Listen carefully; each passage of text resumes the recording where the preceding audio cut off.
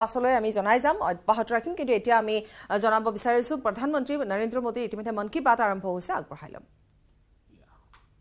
गोवा के रहने वाले गुरुदत्त वांटेकर जी ने गांधी जी की रंगोली बनाई, जबकि पुडुचेरी के मालातिसेल्वन जी ने भी आजादी के कई महान सेनानियों पर अपना फोकस रखा। देशभक्ति गीत प्रतियोगिता की विजेता टी विजय दुर्गा जी आंध्र प्रदेश की हैं। उन्होंने तेलुगु में अपनी एंट्री भेजी थी। वे अपने क्षेत्र के प्रसिद्ध स्वतंत्रता सेनानी नरसिम्हा रेड्डी गारू जी से काफी प्रेरित रही है। आप भी सुनिए विजय दुर्गा जी की एंट्री का यह हिस्सा। रेनाटी सूर्युडा वीर नरसिंहुडा भारत स्वातंत्र्य समरपु अंकुरानि विनीवुरा अंकुशानि विनीवुरा अंकुशानि विनीवुरा తెల్లదొరల నీతి లేని నిరంకుశపు దమన కాండకు సలసలమని మరిగిన నీ నెత్తుటి ఎర్రని కాకలు రేనాటి సూర్యుడా వీర నరసింహుడా। तेलुगु के बाद अब मैं आपको मैथिली में एक क्लिप सुनाता हूं। इसे दीपक वत्स जी ने भेजा है। उन्होंने भी इस प्रतियोगिता में पुरस्कार जीता है। भारत दुनियाक शान छैयो भैया हमर देश महान छै। तीन बगल छै समुद्र से घेरल उत्तर में कैलाश बलवान छै। गंगा यमुना कृष्णा कावेरी कोसी कमला बलान छै। हमर देश महान छैयो भैया तिरंगे में बसल प्राण छै। साथियों, मुझे उम्मीद है आपको ये पसंद आई होगी। प्रतियोगिता में आई इस तरह की एंट्रीज की लिस्ट बहुत लंबी है। आप संस्कृति मंत्रालय की वेबसाइट पर जाकर इन्हें अपने परिवार के साथ देखें और सुनें। आपको बहुत प्रेरणा मिलेगी। मेरे प्यारे देशवासियों, बात बनारस की हो, शहनाई की हो, उस्ताद बिस्मिल्लाह खान जी की हो, तो स्वाभाविक है कि मेरा ध्यान उस तरफ जाएगा ही। कुछ दिन पहले उस्ताद बिस्मिल्लाह खान युवा पुरस्कार दिए गए। ये पुरस्कार म्यूजिक और परफॉर्मिंग आर्ट्स के क्षेत्र में उभर रहे प्रतिभाशाली कलाकारों को दिए जाते हैं। ये कला और संगीत जगत की लोकप्रियता बढ़ाने के साथ ही इसकी समृद्धि में अपना योगदान दे रहे हैं। इनमें वे कलाकार भी शामिल हैं जिन्होंने उन इंस्ट्रूमेंट्स में नई जान फूंकी है जिनकी पॉपुलैरिटी समय के साथ कम होती जा रही थी। अब आप सभी इस ट्यून को ध्यान से सुनिए।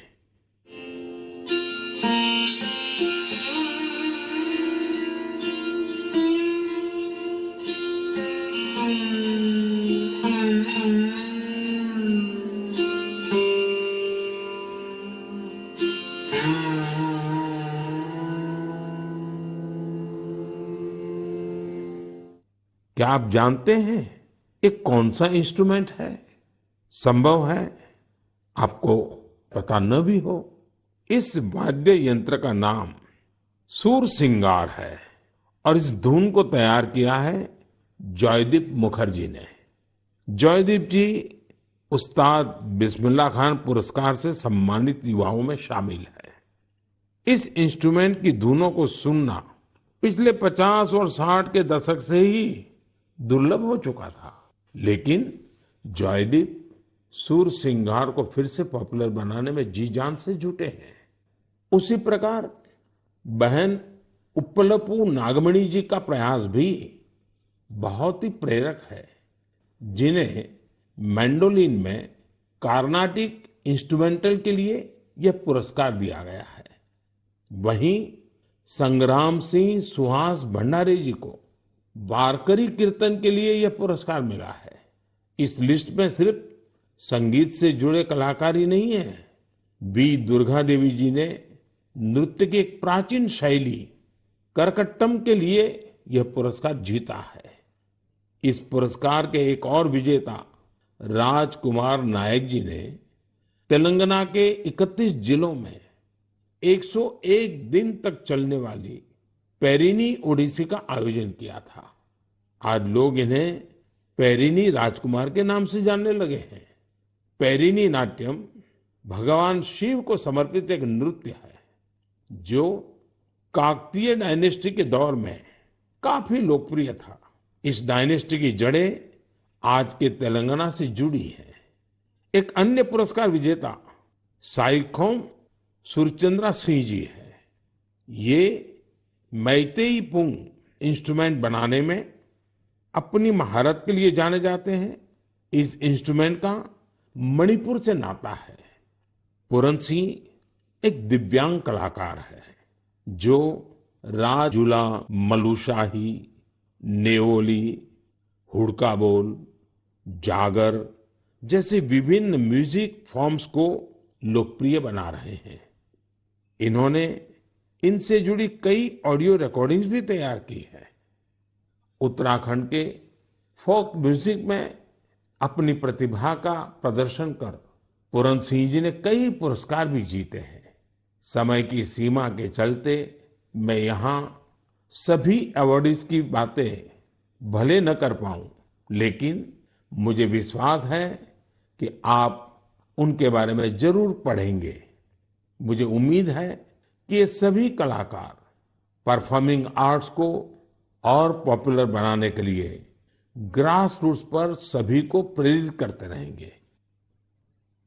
मेरे प्यारे देशवासियों, तेजी से आगे बढ़ते हमारे देश में डिजिटल इंडिया की ताकत कोने कोने में दिख रही है।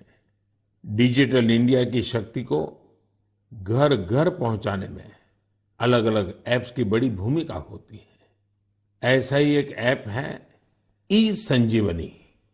इस ऐप से टेली कंसल्टेशन यानी दूर बैठे वीडियो कॉन्फ्रेंस के माध्यम से डॉक्टर से अपनी बीमारी के बारे में सलाह कर सकते हैं।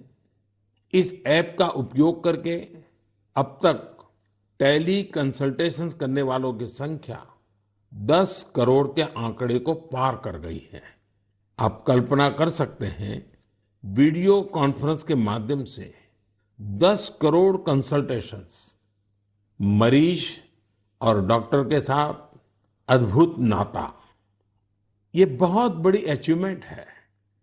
इस उपलब्धि के लिए मैं सभी डॉक्टरों और इस सुविधा का लाभ उठाने वाले मरीजों को बहुत बहुत बधाई देता हूं।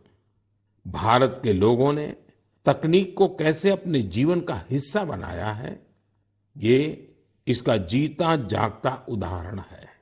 हमने देखा है कि कोरोना के काल में ई संजीवनी ऐप, इसके जरिए टेली कंसल्टेशन लोगों के लिए एक बड़ा वरदान साबित हुआ है। मेरा भी मन हुआ कि क्यों ना इसके बारे में मन की बात में हम एक डॉक्टर और एक मरीज से बात करें, संवाद करें और आप तक बात को पहुंचाएं। हमें जानने की कोशिश करें कि टेली कंसल्टेशन लोगों के लिए आखिर कितना प्रभावी रहा है। हमारे साथ सिक्किम से डॉक्टर मदन मणि जी हैं। डॉक्टर मदन मणि जी रहने वाले सिक्किम के ही हैं, लेकिन उन्होंने एमबीबीएस धनबाद से किया और फिर बनारस हिंदू यूनिवर्सिटी से एमडी किया। वो ग्रामीण इलाकों के सैकड़ों लोगों को टेली कंसल्टेशन दे चुके हैं। नमस्कार, नमस्कार मदन मणि जी। जी नमस्कार सर। मैं नरेंद्र मोदी बोल रहा हूँ।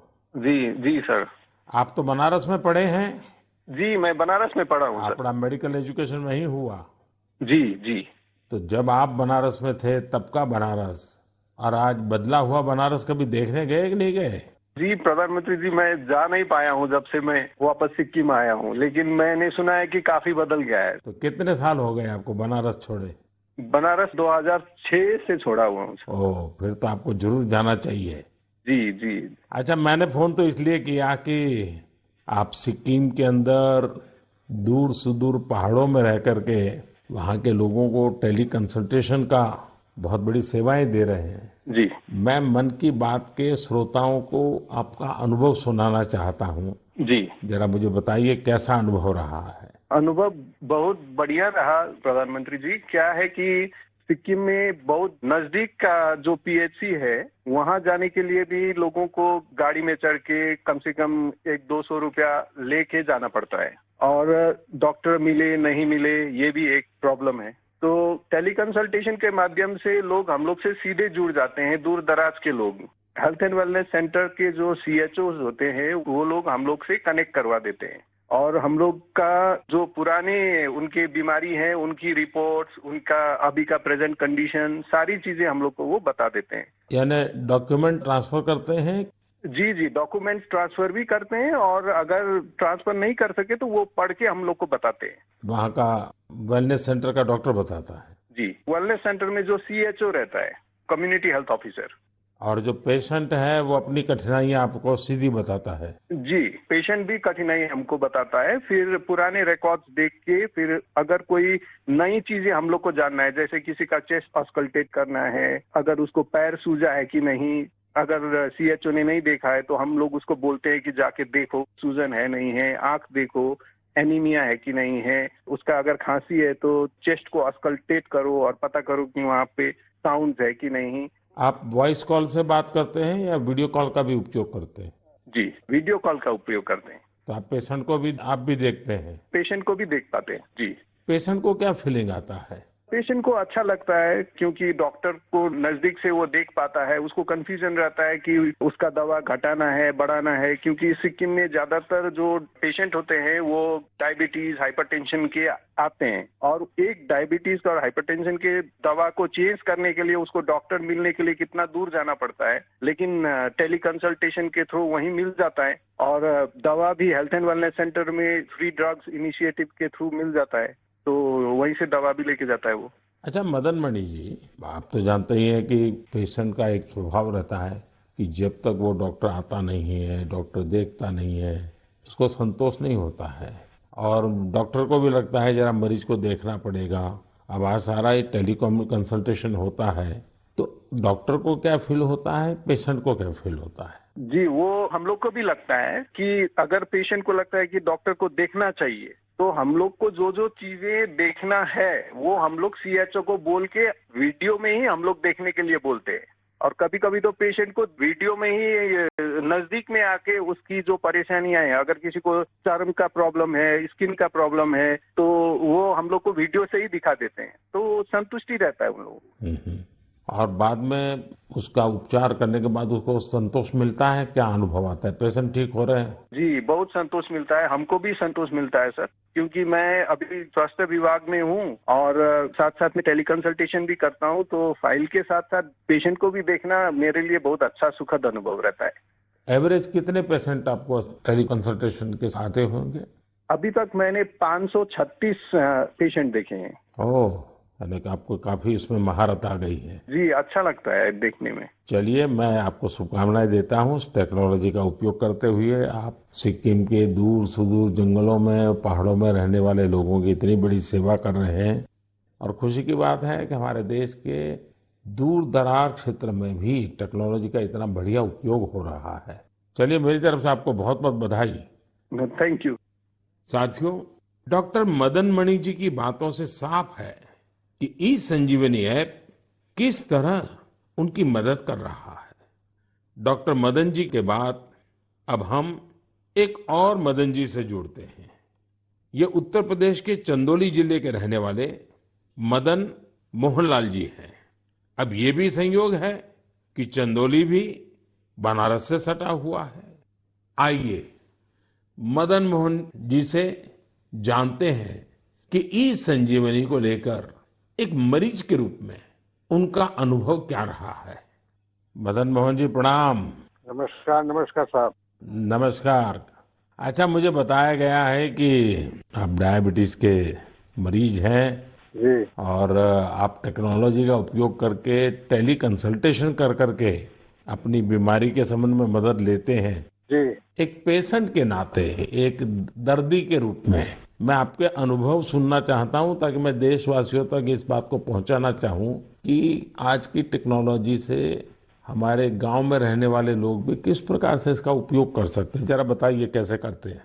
ऐसा है सर कि हॉस्पिटलें दूर हैं और जब डायबिटीज हमको हुआ तो हमको जो 5-6 किलोमीटर दूर जाकर इलाज करना पड़ता था, दिखाना पड़ता था। और जब से व्यवस्था आप द्वारा बनाई गई है, इससे है कि मैं जाता हूँ, हमारा जांच होता है, हमको बाहर के डॉक्टरों से बात भी करा देती हैं और दवा भी दे देती हैं। इससे हमको बड़ा लाभ है और लोगों को भी लाभ है इससे। तो एक ही डॉक्टर हर बार आपको देखते हैं कि डॉक्टर बदलते जाते हैं? जैसा उनको नहीं समझ जिस डॉक्टर को दिखा देती हैं, वही बात करके दूसरे डॉक्टर से हमसे बात कराती हैं। और डॉक्टर आपको जो गाइडेंस देते हैं वो आपको पूरा फायदा होता है उससे? हमको फायदा होता है, हमको उससे बहुत बड़ा फायदा है और गांव के लोगों को भी फायदा उससे है। सभी लोग वहाँ पहुँचते हैं कि भैया हमारा बीपी है, हमारा शुगर है, टेस्ट करो, जांच करो, दवा बताओ। अब पहले तो 5-6 किलोमीटर दूर जाते थे, लंबी लाइन लगी रहती थी, पैथोलॉजियों में लाइन लगी रहती थी, एक दिन का समय नुकसान होता था। मतलब आपका समय भी बच जाता है और पैसा भी व्यय होता था। यहाँ पे निःशुल्क सेवाएं सब हो रही हैं। अच्छा, जब आप अपने सामने डॉक्टर को मिलते हैं तो एक विश्वास बनता है, चलो भाई डॉक्टर हैं, उन्होंने मेरी नाड़ी देख ली है, मेरी आंखें देख ली है, मेरा जीभ को भी चेक कर लिया है, तो एक अलग फीलिंग आता है। अब ये टेली कंसल्टेशन करते हैं तो वैसा ही संतोष होता है आपको? हाँ, संतोष होता है कि हमारी नाड़ी पकड़ रहे हैं, आला लगा रहे हैं, ऐसा मुझे महसूस होता है। और हमको बड़ा तबीयत खुश होती है कि भाई इतनी अच्छी व्यवस्था आप द्वारा बनाई गई है, जिससे कि हमको यहाँ परेशानी से जाना पड़ता था, गाड़ी भाड़ा देना पड़ता था, वहाँ लाइन लगाना पड़ता था, और सारी सुविधाएं हमको घर बैठे बैठे मिल रही है। चलिए मदन मोहन जी, मेरी तरफ से आपको बहुत शुभकामनाएं हैं। उम्र के इस पड़ाव पर भी आप टेक्नोलॉजी को सीखे हैं, टेक्नोलॉजी का उपयोग करते हैं। औरों को भी बताइए ताकि लोगों का समय भी बच जाए, धन भी बच जाए और उनको जो भी मार्गदर्शन मिलता है उससे दवाइयाँ भी अच्छे ढंग से हो सकती हैं। हाँ, और क्या। चलिए, मेरी बहुत बहुत शुभकामनाएं हैं आपको मदन मोहन जी। बनारस को साहब आपने काशी विश्वनाथ को एकदम बना दिया, डेवलपमेंट कर दिया, ये आपको बधाई हमारे तरफ से। मैं आपका धन्यवाद करता हूँ। हमने क्या बनाया जी, बनारस के लोगों ने बनारस को बनाया है। नहीं तो हम तो माँ गंगा की सेवा के लिए माँ गंगा ने बुलाया है, बस और कुछ नहीं। ठीक है जी, बहुत बहुत शुभकामनाएं आपको। प्रणाम जी। नमस्कार सर। नमस्कार जी। साथियों, देश के सामान्य मानवी के लिए, मध्यम वर्ग के लिए, पहाड़ी क्षेत्रों में रहने वालों के लिए ई संजीवनी जीवन रक्षा करने वाला ऐप बन रहा है। ये है भारत की डिजिटल क्रांति की शक्ति और इसका प्रभाव आज हम हर क्षेत्र में देख रहे हैं। भारत के यूपीआई की ताकत भी आप जानते ही हैं। दुनिया के कितने ही देश इसकी तरफ आकर्षित हैं। कुछ दिन पहले ही भारत और सिंगापुर के बीच यूपीआई पे नाउ लिंक लॉन्च किया गया। अब सिंगापुर और भारत के लोग अपने मोबाइल फोन से उसी तरह पैसे ट्रांसफर कर रहे हैं जैसे वे अपने अपने देश के अंदर करते हैं। मुझे खुशी है कि लोगों ने इसका लाभ उठाना शुरू कर दिया है। भारत का ई संजीवनी ऐप हो या फिर यूपीआई, ये ईज ऑफ लिविंग को बढ़ाने में बहुत मददगार साबित हुए हैं। मेरे प्यारे देशवासियों, जब किसी देश में विलुप्त हो रहे किसी पक्षी की प्रजाति को, किसी जीव जंतु को बचा लिया जाता है तो उसकी पूरी दुनिया में चर्चा होती है। हमारे देश में ऐसी अनेकों महान परंपराएं भी हैं जो लुप्त हो चुकी थी, लोगों के मन मस्तिष्क से हट चुकी थी, लेकिन अब इन्हें जनभागीदारी की शक्ति से पुनर्जीवित करने का प्रयास हो रहा है। तो इसकी चर्चा के लिए मन की बात से बेहतर मंच और क्या होगा। अब जो मैं आपको बताने जा रहा हूं वो जानकर वाकई आपको बहुत प्रसन्नता होगी, विरासत पर गर्व होगा। अमेरिका में रहने वाले श्रीमान कंचन बैनर्जी ने विरासत के संरक्षण से जुड़े